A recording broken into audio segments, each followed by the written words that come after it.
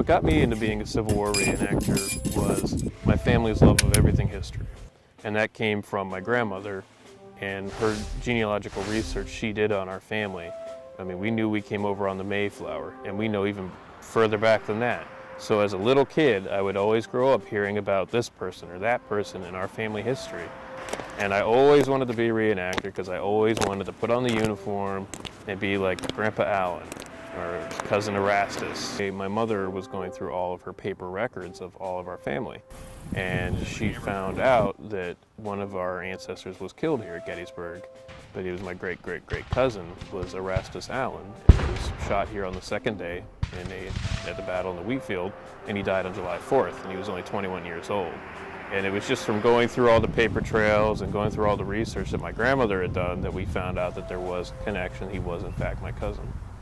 As a Civil War reenactor, I'll pick a unit that was involved here in the Battle of Gettysburg. I'll research them to what they were wearing, what they were carrying, where they were in the battlefield, and then I'll go to that spot in the battlefield and portray as best I can, to the best of my knowledge, a soldier from that unit.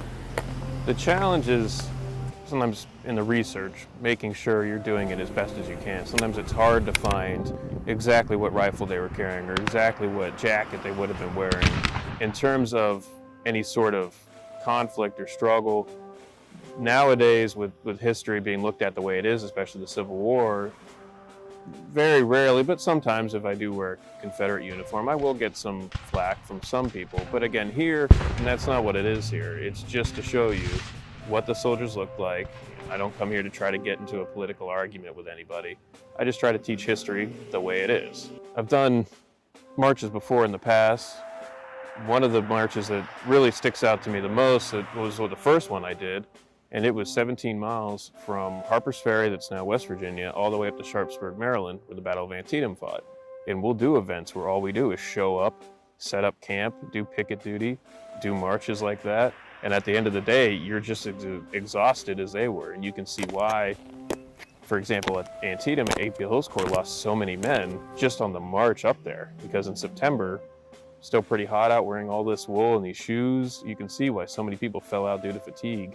And then when you come to a place like this, it helps you sort of put yourself there and go, you know, you understand, you know, why when an Army unit got here after marching all day, they couldn't either fight as well, or they were so exhausted, because now you've done that. You've put yourself literally in their shoes to replicate it as much as you can, the conditions they lived through.